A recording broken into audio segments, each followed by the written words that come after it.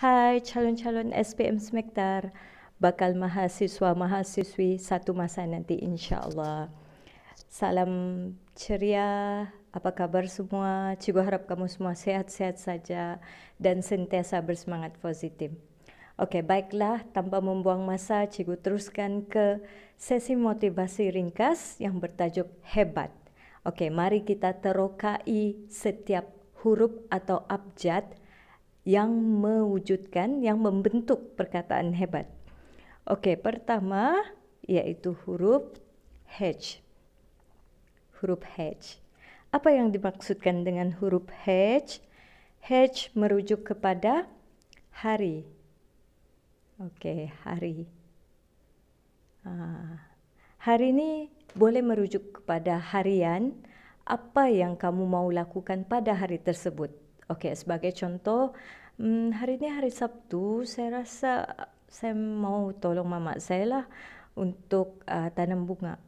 Tapi biasanya mamak saya tanam bunga masa petang. Jadi apa saya mau buat pagi dan tengah hari ni? Bila kamu ada fikiran begitu, tanpa kamu sedari kamu telah merancang aktiviti kamu pada hari tersebut. Okey, untuk hari ini juga dia merujuk kepada kamu boleh membuat pengiraan menjelang detik-detik SPM pada tahun depan kan.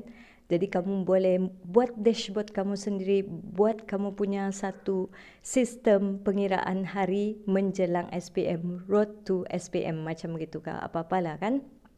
Okey. Kenapa kita perlu merancang setiap hari kita? Satu kebaikannya supaya kita tidak melalui isu-isu yang sama berulang. Sebagai contoh, guru matematik kamu bagi satu tugasan, satu latihan. Okey, tapi dia tidak tetapkan bila mau hantar tarikh dan masanya.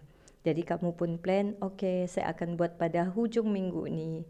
Okey, sampailah hujung minggu, tapi kamu tidak buat apa-apa pun perancangan, tidak ada plan.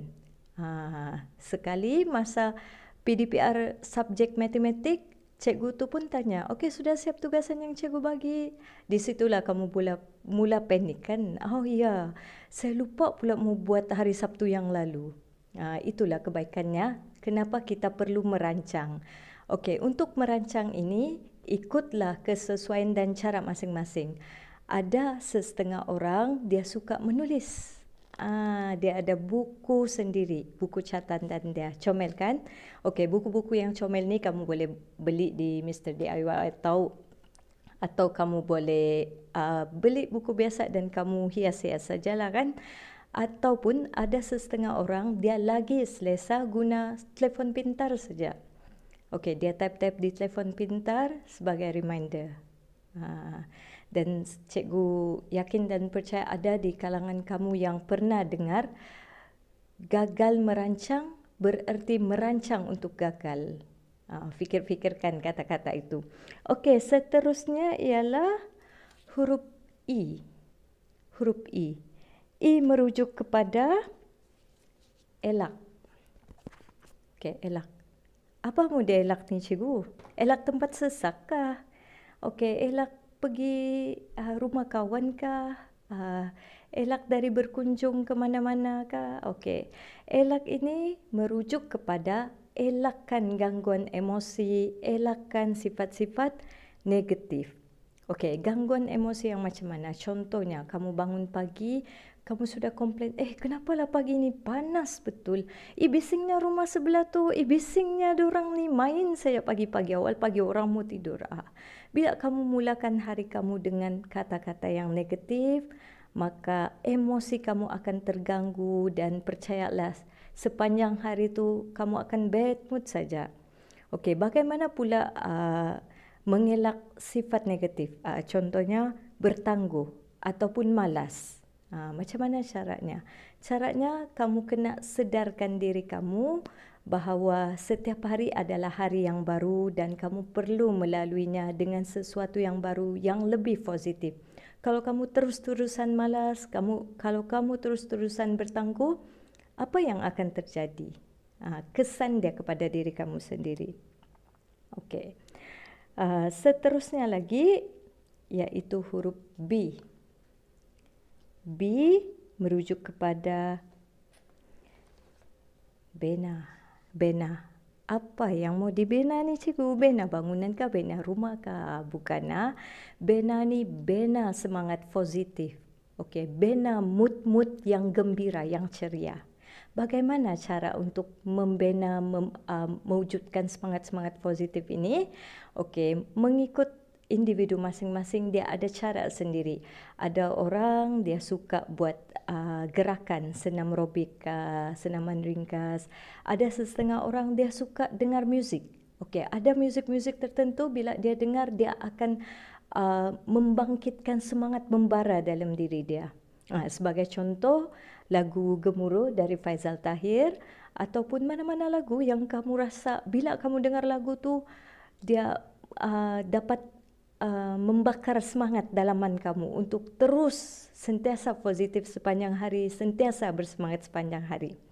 Okey, itu cara membina emosi ataupun membina semangat positif. Satu lagi, bina merujuk kepada bina hubungan. Okey, bina hubungan dengan sesiapa saja. Okey, di sini cikgu mau merujuk kepada kawan-kawan kamu lah. Contohnya, kamu pernah berselisih faham, pernah bergaduh dengan kawan baik kamu. Mungkin kamu cubalah untuk bina kembali hubungan kamu, saling memaafi, kamu mulakan dulu. Dan lepas tu, bila keadaan sudah okey, masing-masing sudah dapat menerima kesilapan masing-masing dan boleh memaafkan, kemudian mungkin kamu boleh buat study group. Belajar sama-sama, buat satu grup WhatsApp kah, grup Telegram, atau kamu buat Google Meet untuk kamu mengulang kaji mana-mana pelajaran bersama-sama. Itu untuk huruf B. Seterusnya huruf E. Huruf E merujuk kepada angan-angan. Angan-angan, angan-angan, impian. What you dream of. Apa impian kamu? Apa cita-cita kamu? Apa yang kamu inginkan?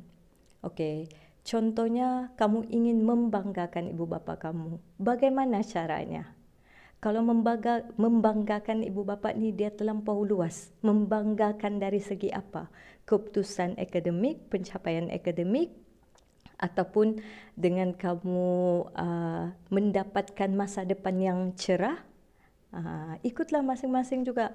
Ada setengah orang dia pentingkan pencapaian akademik, tapi ada setengah ibu bapa dia tidak mementingkan sangat pencapaian akademik anaknya. Yang penting anak dia dapat satu masa depan yang cerah, maksudnya dapat kerja yang baik, dapat menyarah hidupnya sendiri jika mereka sudah tiada.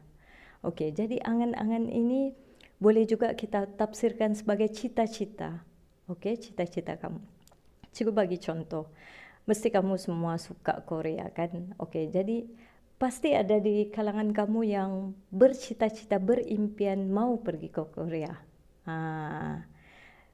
Why not? Mengapa tidak? Satu masa nanti kamu cakap dengan mama bapak kamu macam ni kan.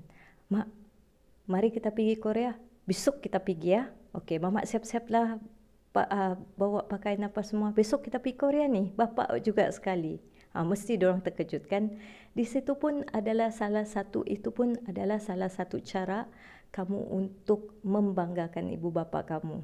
Okey, mungkin ada di kalangan kamu dia mau hadiahkan sesuatu kepada kedua orang tuanya, terutamanya untuk bapak lah.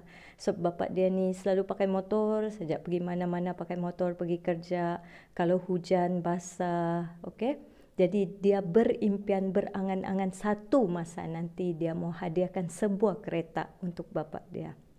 So, apa angan-angan anda? Fikir-fikirkan. Okey, yang terakhir huruf T. T merujuk kepada tindakan. Okey, tindakan. Bila kamu sudah ada angan-angan, maka perlu ada tindakan untuk merealisasikan angan-angan yang kamu sudah impi, yang ada dalam pemikiran kamu lah.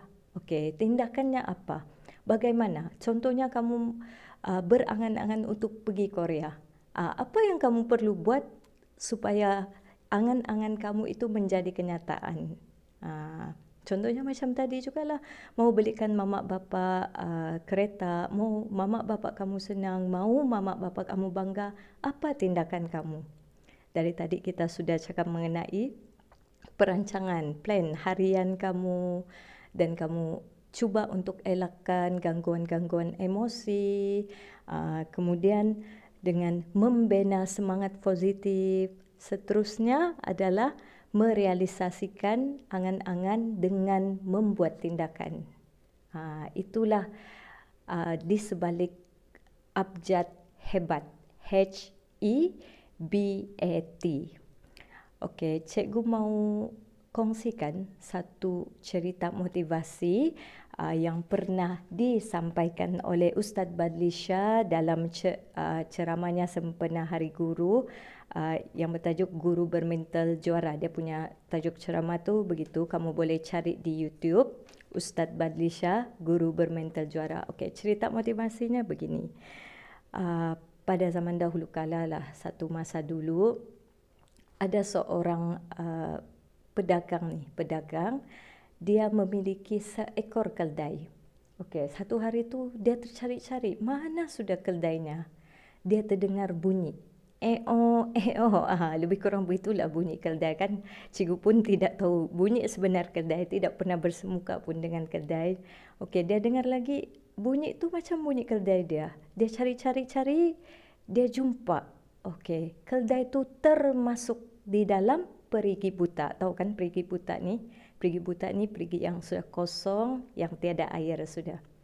So, jadi dia berfikir, apa yang perlu dia buat? Adakah dia mau ambil keldai itu, bawa naik, tapi bagaimana caranya? Ataupun biarkan sajalah keldai itu mati. Lagipun keldai itu sudah tua, lagipun dia tidak guna sudah keldai itu. Memang dia tidak perlukanlah sebenarnya keldai itu. Jadi bila dia berfikir-fikir, membuat pertimbangan, kemudian dia temukan jawapan, dia mau biarkan keldai itu mati. Jadi dia carilah beberapa orang kampung untuk menimbus perigi buta itu, membiarkan keldai itu